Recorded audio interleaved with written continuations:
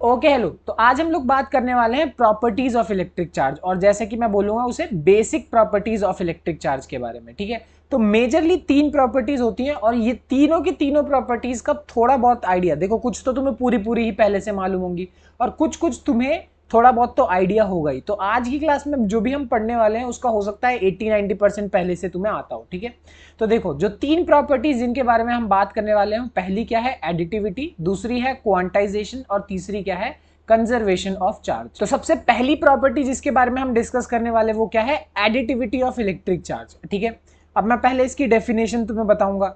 अब डेफिनेशन एक बार पढ़ ही लेते हैं कि additivity of electric charge means what, कि अगर तुम्हें टोटल चार्ज किसी भी सिस्टम का निकालना है, किसी भी एक पर्टिकुलर सिस्टम का टोटल चार्ज निकालना है, तो तुम्हें ज्यादा कुछ नहीं करना, सिर्फ एल्जेब्रिक सम जो प्लस माइनस बचपन से करते आ रहे हो, सिर्फ एल्जेब्रिक सम वही कर देना है और तुम्हें मिल जाएगा। ठीक है, अब इसे भले ही डेफिनेशन से ना समझ में आया हो, एक बार एग्जांपल से समझते हैं।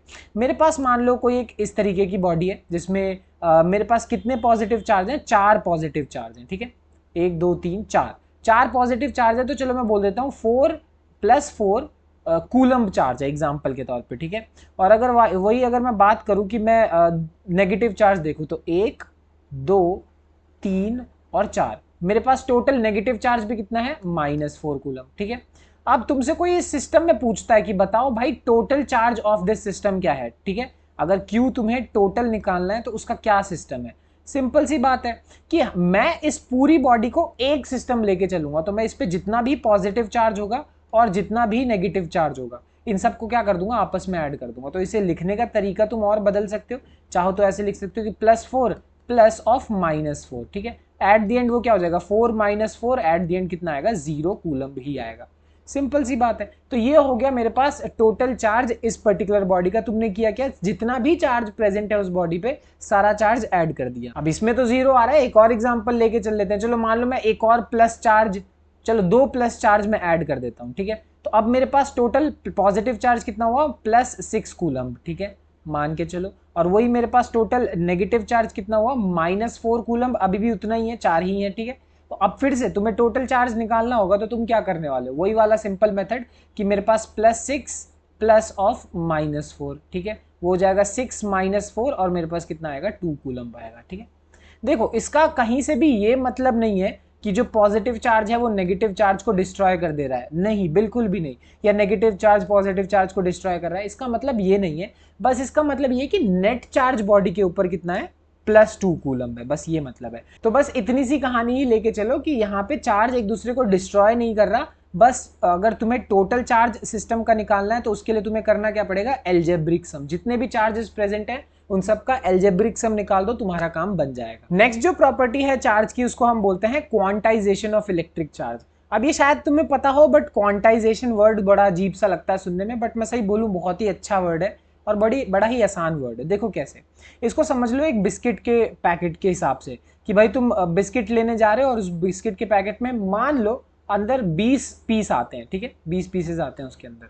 अब तुम दुकानदार को जाओ और ऐसे बोलो कि नहीं भैया मुझे 20 पीस नहीं चाहिए, मुझे सिर्फ 6 पीस चाहिए। ठीक है, या मुझे 7 पीस चाहिए, तो क्या वो तुम्हें देगा, नहीं, बिल्कुल भी नहीं। क्योंकि रूल ये है कि अगर तुम एक 10 रुपए का बिस्किट लोगे, या मतलब जितने का भी लोगे, उस पर्टिकुलर पैकेट में नंबर ऑफ पीसेस डिफाइंड है कि भाई उतने ही मिलेंगे, उससे कम नहीं, उससे ज्यादा नहीं। ठीक है, तो तुम्हें लेना है तो पूरा पैकेट लो, ये 1-2 बिस्किट का सीन नहीं है। ठीक है ना, सिंपल सी बात। एग्जैक्टली सेम चीज इलेक्ट्रॉन के साथ भी होती है। कहने का मतलब क्या है कि अब मुझे मालूम है कि किसी एक इलेक्ट्रॉन पे कितना चार्ज होता है, उस पे होता है 1.6 × 10⁻⁻19 कूलम, है ना, इतना चार्ज होता है एक इलेक्ट्रॉन पे नेगेटिव चार्ज। ठीक है, वही अगर मान लो मेरे पास कोई एक ऐसी बॉडी जिसके ऊपर 2 इलेक्ट्रॉन है, जिसपे 2 इलेक्ट्रॉन है, तो टोटल कितना चार्ज हो जाएगा, -1.6 × 10⁻⁻19, ये तो एक इलेक्ट्रॉन का हो गया, और दूसरे इलेक्ट्रॉन पे भी इतना ही चार्ज है। ठीक है, 1.6 × 10⁻⁻19। ठीक है, आ रही है बात समझ में। ऐसे 3 इलेक्ट्रॉन हुए तो ये चीज तुम 3 बार लिखोगे, 4 हुए तो 4 बार लिखोगे। तो सिंपल सी बात है, इसी चीज को हम क्वांटाइजेशन बोलते हैं। कहने का क्या मतलब है कि quantization of electric charge means that the total charge is always the integral multiple, ये हमेशा ही इंटीग्रल मल्टीपल होगा बेसिक क्वांटम ऑफ चार्ज का। इसका क्या मतलब है कि Q की वैल्यू, यानी अगर किसी भी बॉडी पे तुम्हें टोटल चार्ज निकालना है, ठीक है, तो तुम्हें क्या करना पड़ेगा, उसके ऊपर कितने इलेक्ट्रॉन्स हैं, ठीक है, 10 हैं, 12 हैं, 100 हैं, 200 हैं, 1 करोड़ है, कितने भी इलेक्ट्रॉन्स हैं उसको तुम्हें मल्टीप्लाई करना पड़ेगा चार्ज के बेसिक वैल्यू से। मतलब एक इलेक्ट्रॉन पे कितना चार्ज होता है, और वो होता है 1.6 इंटू 10⁻⁻19 कूलम। ठीक है, तो अगर 2 इलेक्ट्रॉन्स हुए तो 2 से मल्टीप्लाई करो, 3 हुए तो 3 से, 4 हुए तो 4 से, सिंपल सी बात है। ठीक है, तो यही फॉर्मूला एक बार फिर से समझ लो। Q का मतलब है total charge of the system, मतलब यहाँ पे कितने इलेक्ट्रॉन्स हैं, 1 हैं, 2 हैं, 3 हैं, 4 हैं, वो तुम्हें पता लगेगा n से। और E का मतलब है बेसिक क्वांटम ऑफ चार्ज, जिसकी वैल्यू जितनी मैंने 1.6 इंटू 10⁻⁻19 कूलम मैंने तुम्हें बताई। ठीक है ना,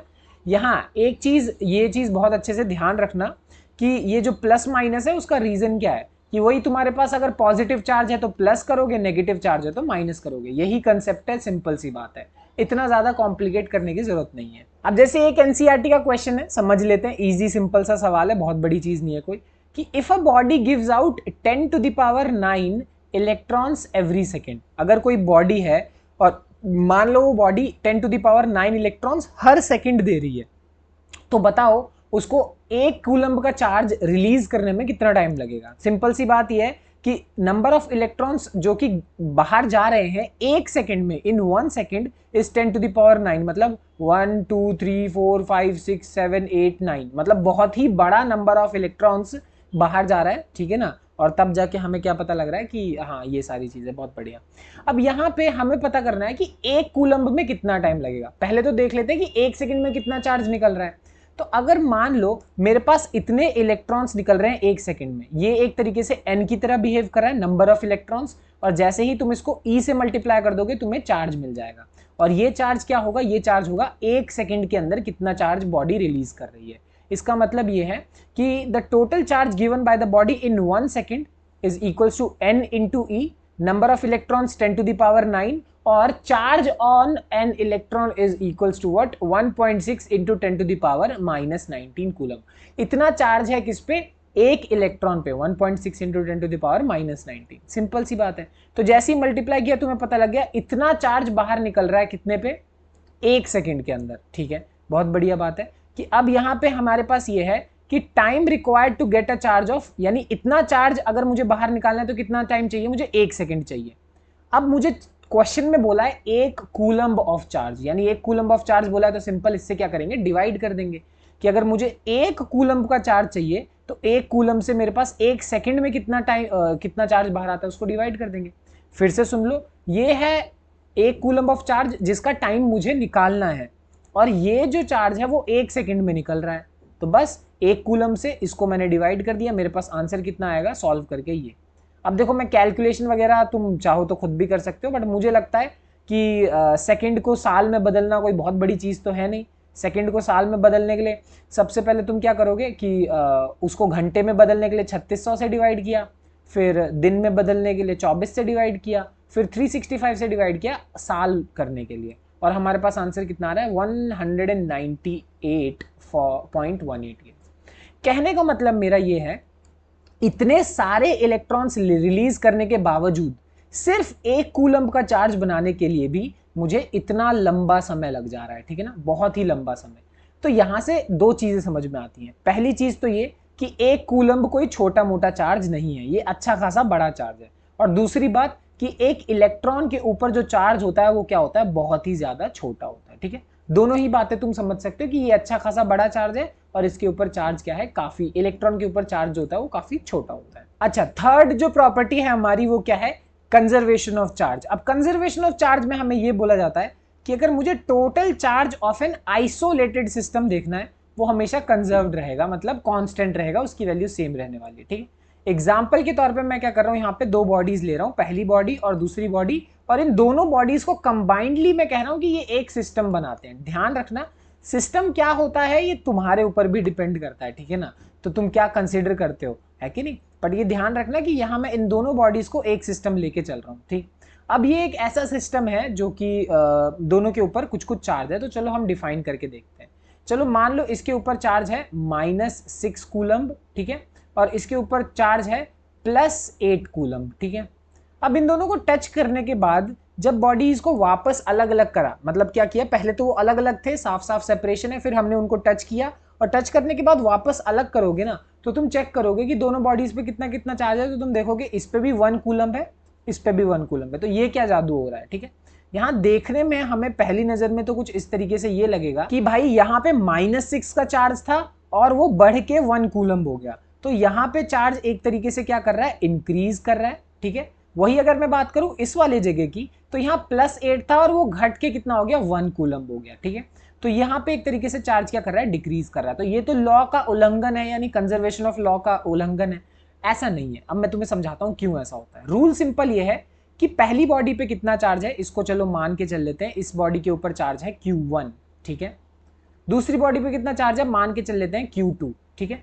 अब दोनों को टच करके रिलीज करने के ऊपर दोनों के ऊपर कितना चार्ज होगा, इसका फॉर्मूला होता है, बट मैं तो कहूंगा फॉर्मूला ना ही याद करो तो ठीक है। बट देख लो, पहली बॉडी के ऊपर कितना चार्ज है, दूसरी बॉडी के ऊपर कितना चार्ज है, और उसको डिवाइड कर दो 2 से, ठीक है। तो ये हो जाएगा दोनों बॉडीज के ऊपर कितना कितना चार्ज आएगा। क्या इसका क्या मतलब है, इस एग्जाम्पल के तौर पे देख लेते हैं। इस वाले क्वेश्चन में पहली बॉडी पे था -6, दूसरी बॉडी था +8 डिवाइडेड बाय 2। इसका मतलब हुआ कितना मेरे पास कि ये हो गया 2/2, और फाइनली मेरे पास जो Q की वैल्यू आएगी वो कितनी आएगी, +1 कूलम। इसी वजह से पहली बॉडी पे भी +1 कूलम और दूसरी बॉडी पे भी +1 कूलम। सिंपल सी बात है। तो तुम्हें ज्यादा कुछ नहीं करना, दोनों बॉडीज पे कितना कितना चार्ज है उसको पहले तो ऐड करो, फिर 2 से डिवाइड करो, और 2 से डिवाइड करने के बाद होने क्या वाला है कि किस बॉडी पे कितना चार्ज, मतलब 2 से डिवाइड करने के बाद क्या करो कि दोनों बॉडीज पे आधा आधा चार्ज बांट दो। बस सिर्फ इतना करना है, इससे ज्यादा कुछ भी नहीं। तो ओवरऑल फाइनली बात ये है कि जब भी तुम दो बॉडीज को टच करते हो, ठीक है ना, तो सिंपल सी बात है, होता क्या है कि charge gets transferred from one body to another. Simple सी बात है। तो जब भी दो बॉडीज को टच करोगे ना, तो वो एक दूसरे को ऐसे टच करके वो चार्ज एक बॉडी से दूसरे बॉडी में ट्रांसफर होता है। और इसका रूल ये है कि ऐसा नहीं है कि किसी बॉडी का जो चार्ज है वो यहाँ पे डिक्रीज कर रहा है या इंक्रीज कर रहा है या डिस्ट्रॉय हो रहा है या क्रिएट हो रहा है, बिल्कुल भी नहीं। ऐसा नहीं है कि कोई भी नया चार्ज क्रिएट हो जाएगा या कोई भी पुराना चार्ज डिस्ट्रॉय हो जाएगा, बिल्कुल भी नहीं। But overall net charge system का वो सेम ही रहने वाला है, क्योंकि यहाँ पे भी नेट चार्ज जो था वो कितना था, 2 कूलम ही था, और यहाँ पे भी तुम अगर नेट चार्ज देखोगे तो वो 2 कूलम ही है, कोई भी फर्क नहीं है। तो यही रूल है किसका, कंजर्वेशन ऑफ चार्जेस का। तो चार्ज की प्रॉपर्टीज में इतनी सी कहानी थी, बाकी जो भी है मिलते हैं अगली क्लास में, अगली वीडियो में। Bye bye.